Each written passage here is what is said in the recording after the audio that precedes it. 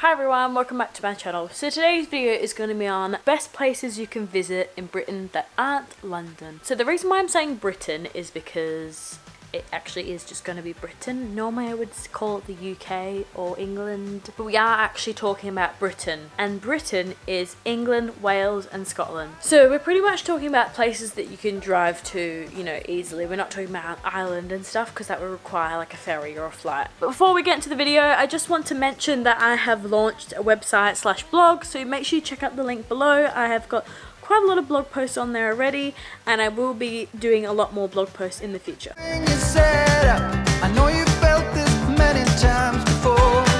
So you really like to go to Britain, and you're probably going to be flying into London, but you really want to see more of Britain, and you don't just want to stay in London, but you have no idea where to begin. And so that's why I've made this little list of places you should visit in Britain that aren't London. If you're going to be touring around that whole area, this whole area, for a few months, you probably could do it all, but you probably aren't. You're probably just going to have a couple of weeks off, I assume, or you maybe just want to pick a few places or one place.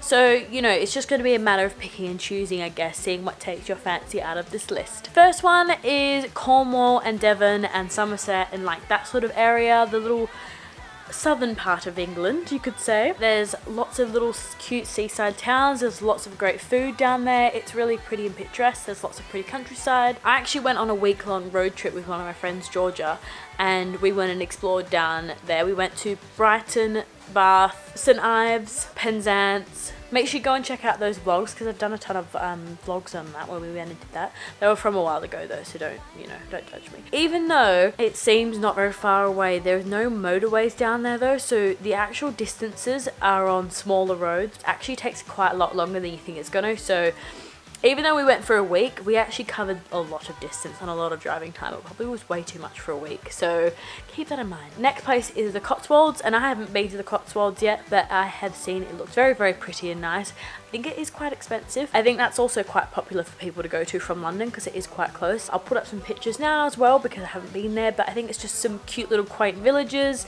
probably a lot of country walks and places to eat and see. I don't really know what else much there is to do out there, but it looks really pretty and I would like to go someday. The third one is North Wales, and as you may or may not know, I have explored North Wales quite a lot. I hopefully will be coming out with a North Wales guide very, very soon, but I have tons of vlogs on North Wales, so make sure you go and check those out, and I'll try and link some above. North Wales is quite similar, like it has lots of little seaside towns, lots of great walks, beautiful countryside. It's one of my favourite places in England, not in England, in Wales. It's in Wales. In Britain, my boyfriend's mum and dad have a caravan there, so we go there all the time. I've been there multiple times. So I can definitely vouch for North Wales.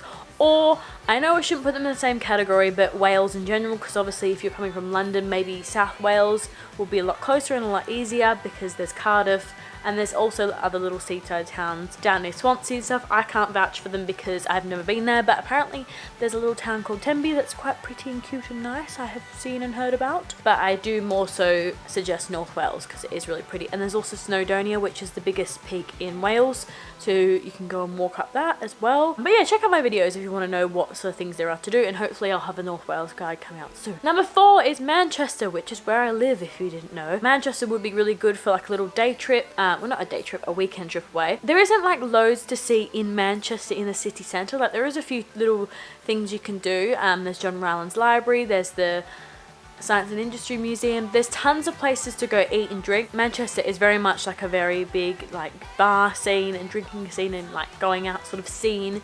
It has got a university there as well, so it is full of young people, and there's loads to do that are nearby as well, like the Peak District, which me and Joel went to Bakewell a few weeks ago, so go and check that video out. I did a video on it as well.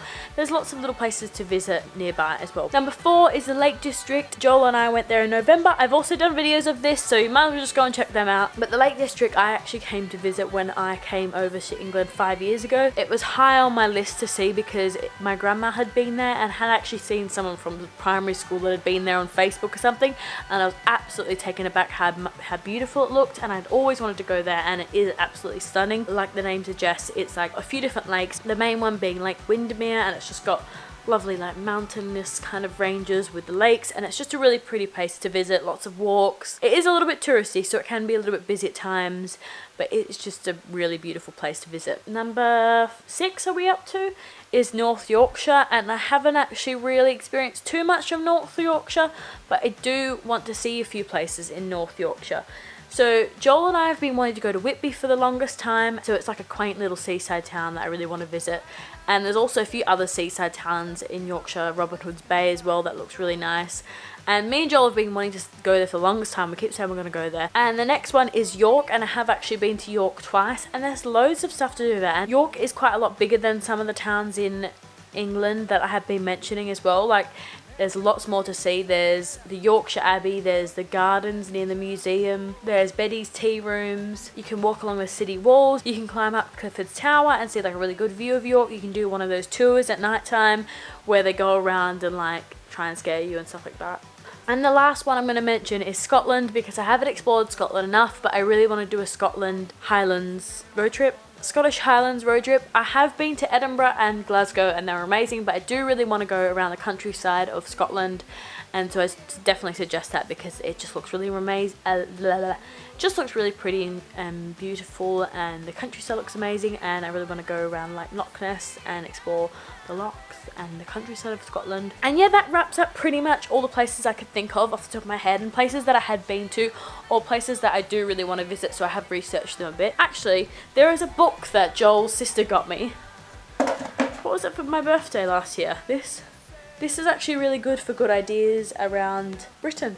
British bucket list book. So I have actually been looking in this and trying to get ideas for things to do in the UK. Sorry, in Britain. Well, hopefully I'll be able to look in that more and be able to pick out some things to do. So I know there's plenty of other places to go and explore in Britain, but I tried to, keep this list relatively short, and obviously I haven't explored everywhere in Britain. Comment below if I have missed any places that you would like to suggest as well, because obviously I haven't mentioned everywhere. So I hope it's given you some ideas on places to visit instead of going just to London. And I know a lot of people come here and all they do is go to London and they just go to Edinburgh and they skip everywhere in between. Which I know those cities are great, but you do need to get out into the countryside and see the countries more. Most of these places you probably will have to rent a car and visit. Even though Britain does have public transport, it's not always the most reliable and it is quite expensive, and I just feel like it's so much easier to rent a car. So most of these places you will have to rent a car, and it gives you a lot more freedom as well. If you're just going up to Manchester from London or just going to Edinburgh or the cities and stuff, that's easy when you're just getting a train. But when it comes to seeing more of the countryside, like going to Lake District, Cotswolds, places like that, North Wales, it's so much easier to get a car because the train will just take forever and it will cost a lot of money, and you'll probably have to change quite a lot as well. So yeah, definitely suggest renting a car if you can. Anyway, I'm going to stop talking now and make sure you subscribe, and I'll see you guys soon. Bye!